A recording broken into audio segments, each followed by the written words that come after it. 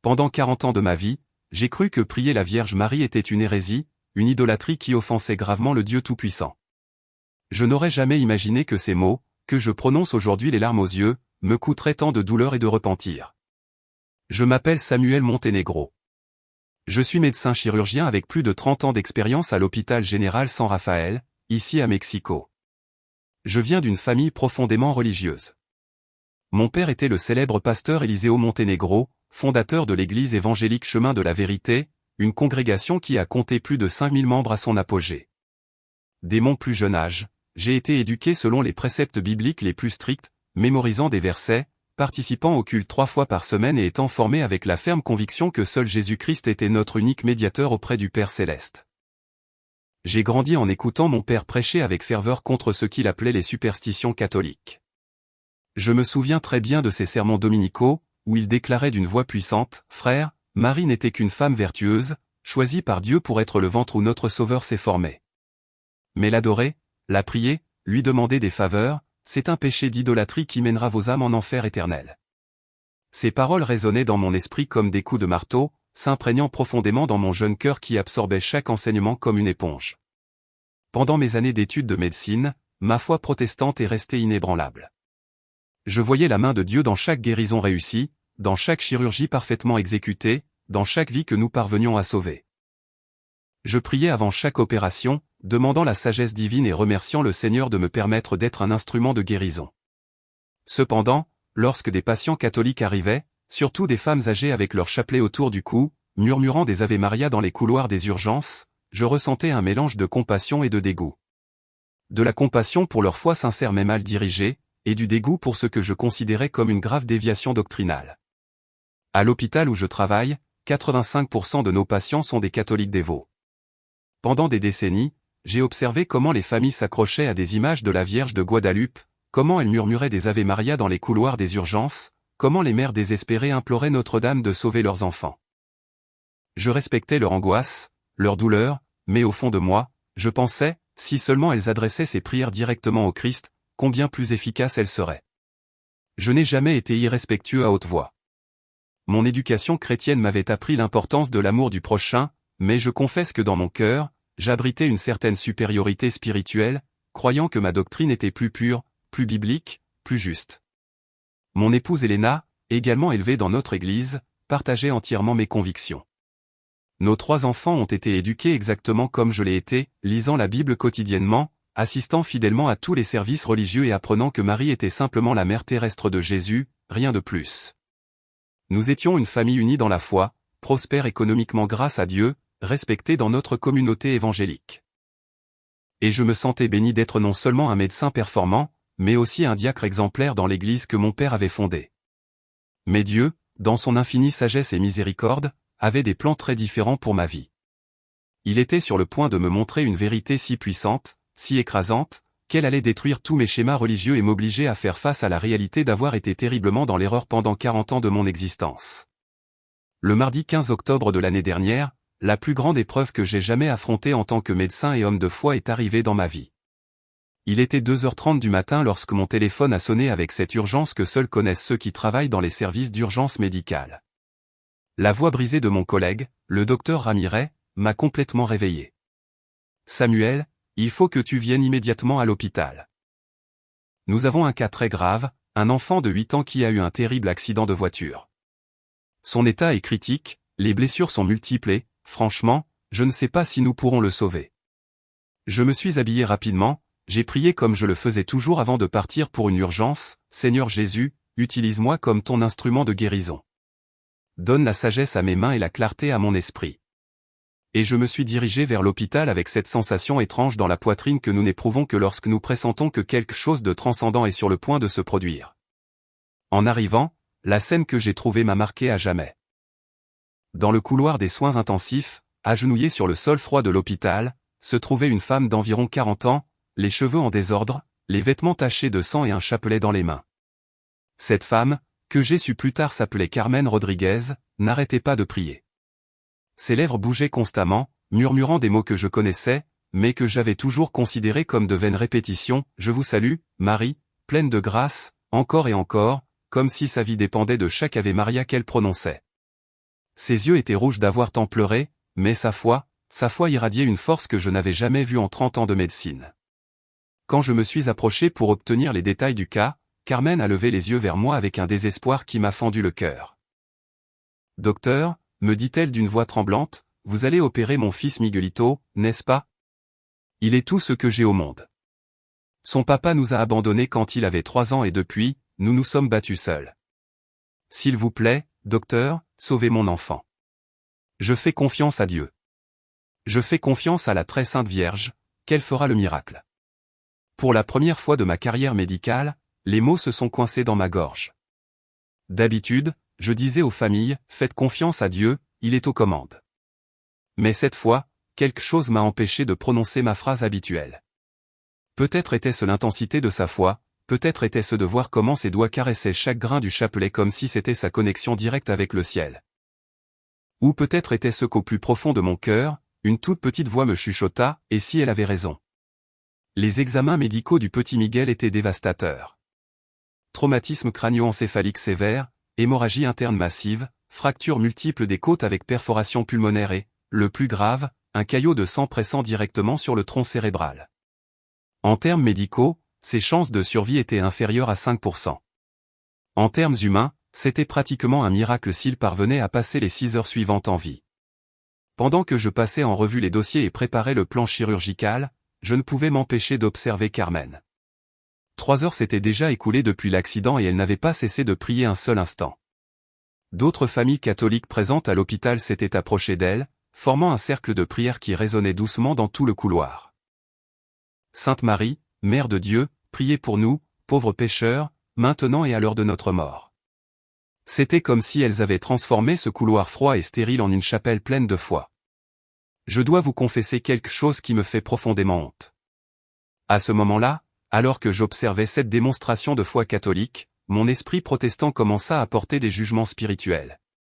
Je pensais, quel dommage que toute cette belle foi soit mal dirigée. Si seulement ils priaient directement Jésus au lieu de Marie, combien plus puissante serait leur prière. J'en suis même arrivé à penser que si l'enfant mourait, ce serait la preuve que leur prière mariale n'avait pas le pouvoir qu'ils croyaient. Mais le Dieu Tout-Puissant me préparait à la leçon la plus humiliante et la plus transformatrice de toute mon existence. Je suis entré au bloc opératoire à 6 heures du matin avec toute mon équipe médicale. Comme toujours, avant de faire la première incision, j'ai élevé une prière silencieuse, Père Céleste, guide mes mains. Permets que je sois ton instrument de guérison pour cet enfant. Cependant, cette fois, pour la première fois de ma carrière, j'ai ajouté quelque chose que je n'avais jamais dit auparavant, et si Marie a réellement un pouvoir d'intercession, comme le croit cette mère désespérée, s'il te plaît, qu'elle intercède aussi pour ce petit. Je ne sais pas pourquoi j'ai prononcé ces mots, ils allaient à l'encontre de tout ce qu'on m'avait enseigné, à l'encontre de mes convictions les plus profondes, à l'encontre de 4 décennies de doctrine protestante. Mais il y avait quelque chose dans la foi de Carmen qui m'avait touché d'une manière que je ne pouvais expliquer ni médicalement ni théologiquement. L'opération a commencé de la manière la plus compliquée possible. En ouvrant le crâne du petit Miguel, nous avons trouvé une hémorragie bien plus sévère que ce qu'avaient montré les scanners. Le sang avait formé des caillots à des endroits critiques et le cerveau présentait une inflammation qui menaçait de causer des dommages neurologiques permanents. Mon équipe et moi avons travaillé avec la précision de chirurgiens expérimentés, mais dans mon cœur, je savais que, humainement parlant, ce qu'a dépassé nos capacités médicales. Ce furent 6 heures, les plus intenses de ma carrière. 6 heures où chaque minute était une bataille entre la vie et la mort. Pendant tout ce temps, à travers les portes du bloc opératoire, nous pouvions entendre le murmure constant des prières. Carmen avait réussi à réunir plus de 30 personnes qui récitaient le chapelet sans cesse. Le son était hypnotique, réconfortant, d'une manière que je n'avais jamais expérimentée. Sainte Marie, Mère de Dieu, priez pour nous. Ces mots se répétaient encore et encore comme une symphonie céleste qui semblait envelopper tout le bloc opératoire. Après 2 heures d'opération, quelque chose d'inexplicable s'est produit qui nous a laissés perplexes. Le saignement que nous combattions désespérément a commencé à s'arrêter de manière inexplicable.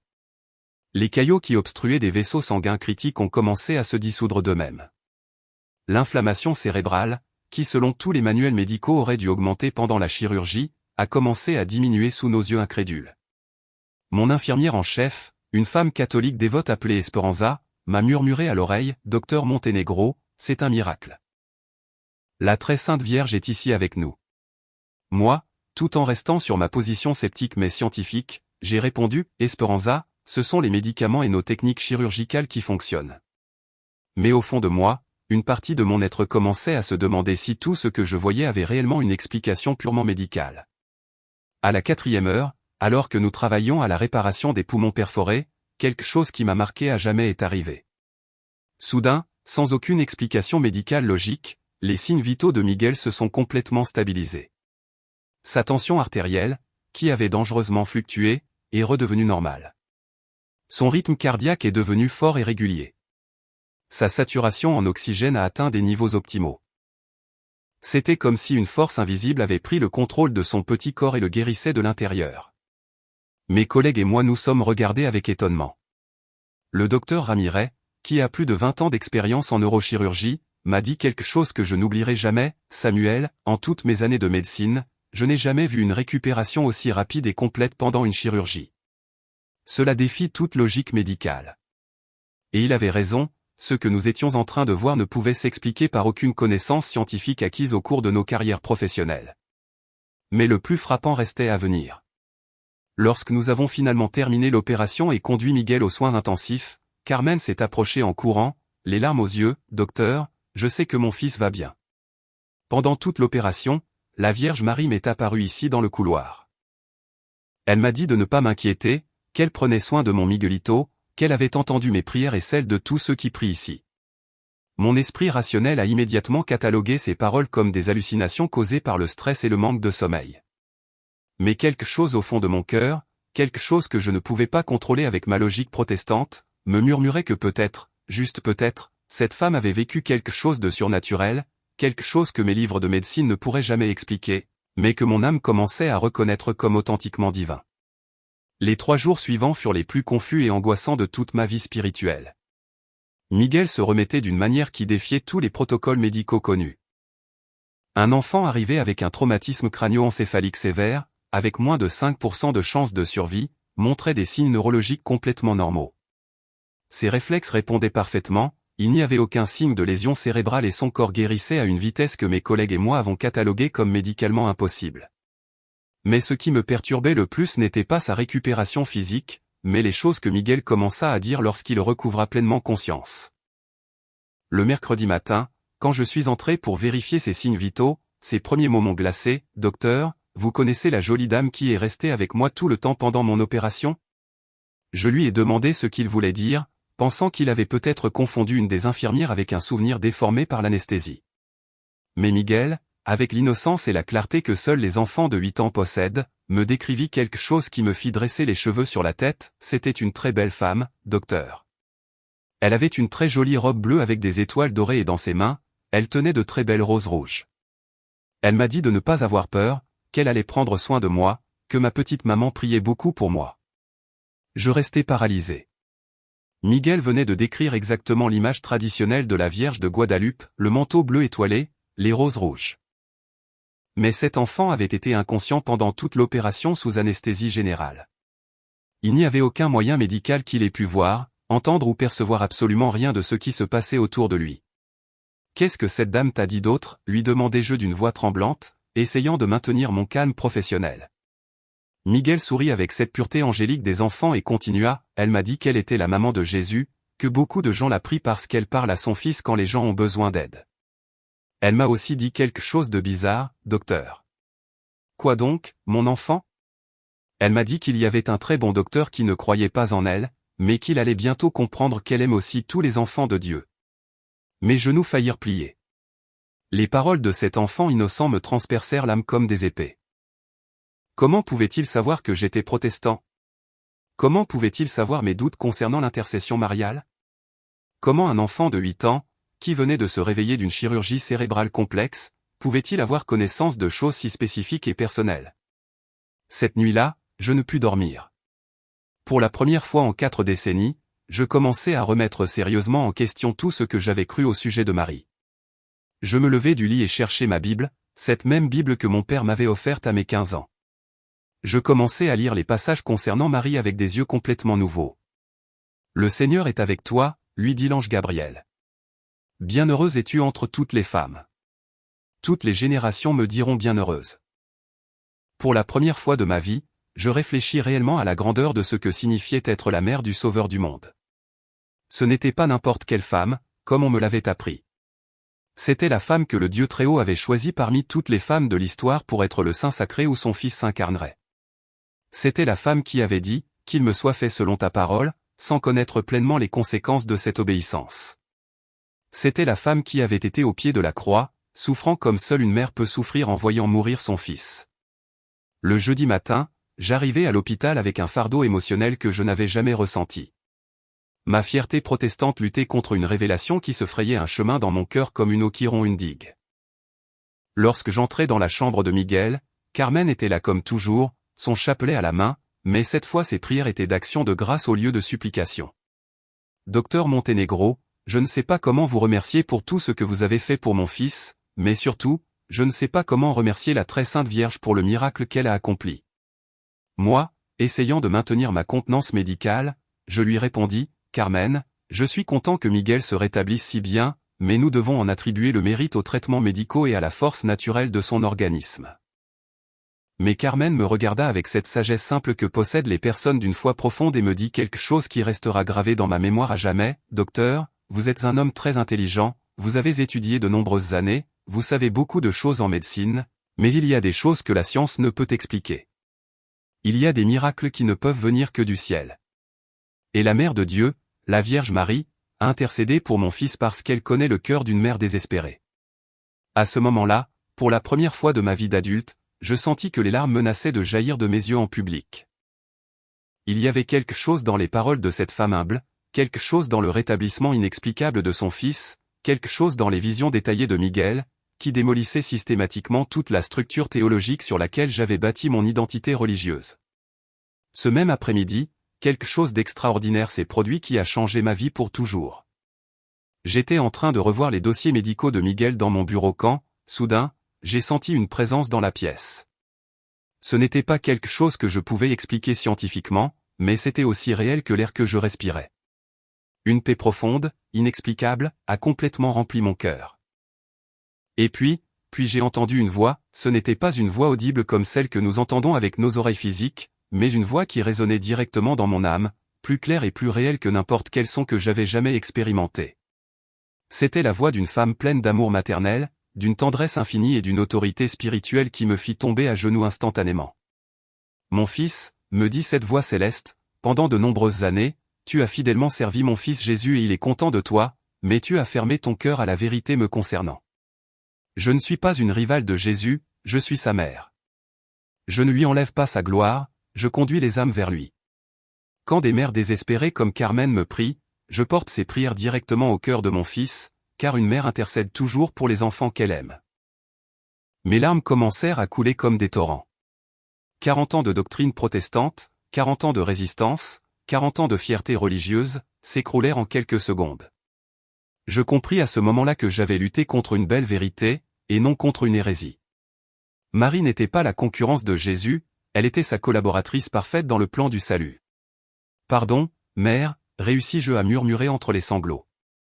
Pardon d'avoir douté de toi, d'avoir méprisé ton rôle dans l'histoire du salut, d'avoir jugé si durement ceux qui t'aiment et te vénèrent. Et la voix, pleine de miséricorde maternelle, répondit, cher fils, il n'y a rien à pardonner. Ton cœur a toujours été rempli d'amour pour mon fils et cela me remplit de joie.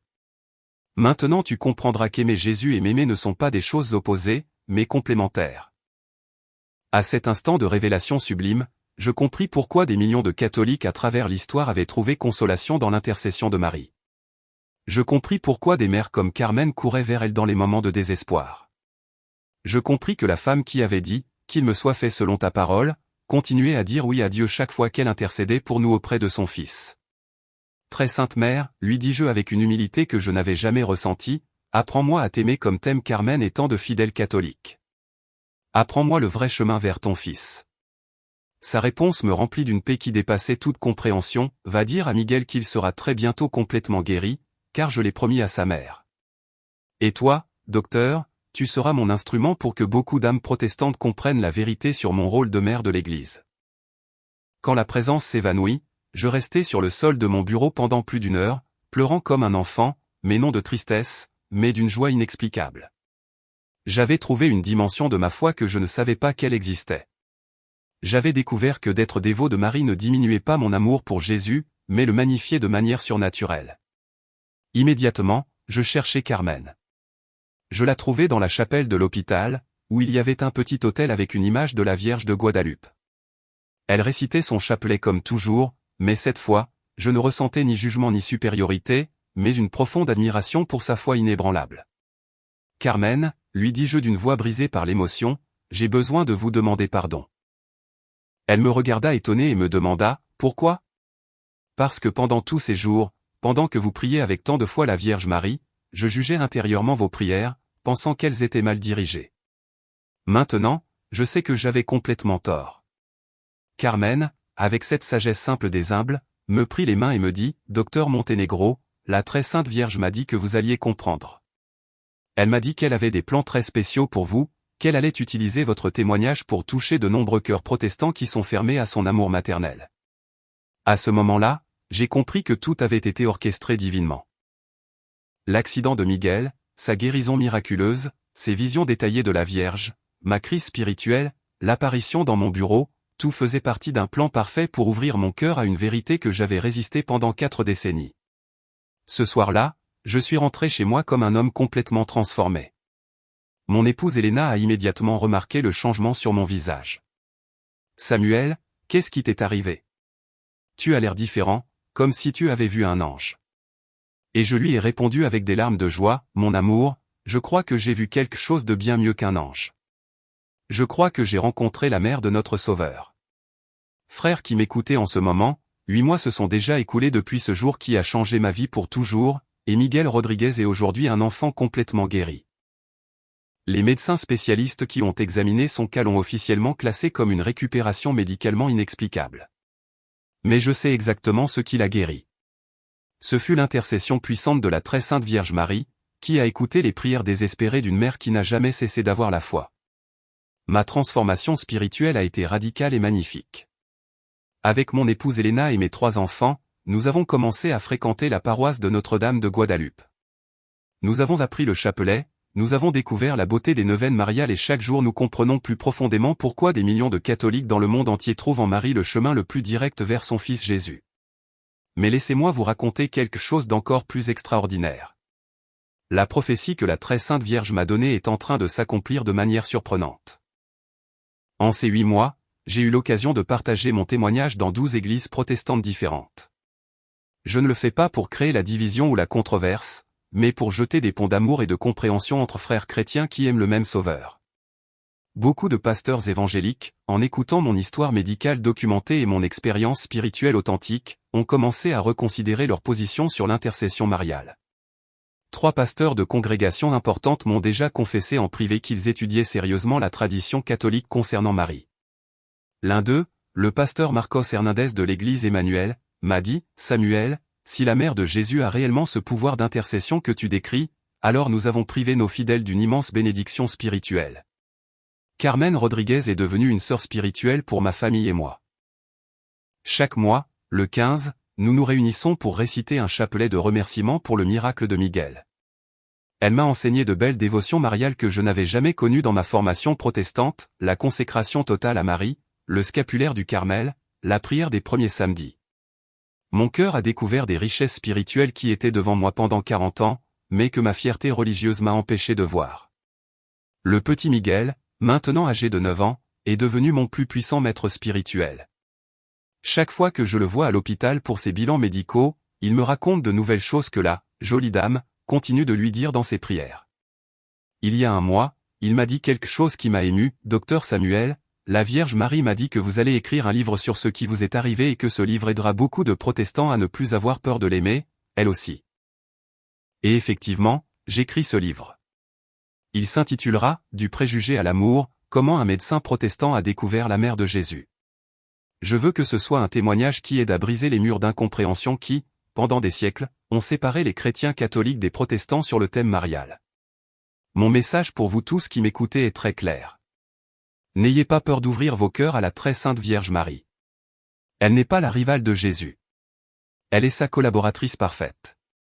Elle ne dérobe pas la gloire du Christ, Elle conduit les âmes vers le Christ. Quand vous priez Marie, vous n'adorez pas une créature. Vous demandez à la femme la plus proche du cœur de Jésus d'intercéder pour vous auprès de son Fils. À mes frères protestants qui écoutent peut-être ce témoignage, je vous dis avec amour fraternel, enquêtez, étudiez ce sujet. Ne laissez pas les préjugés doctrinaux vous empêcher de découvrir la beauté de l'authentique dévotion mariale.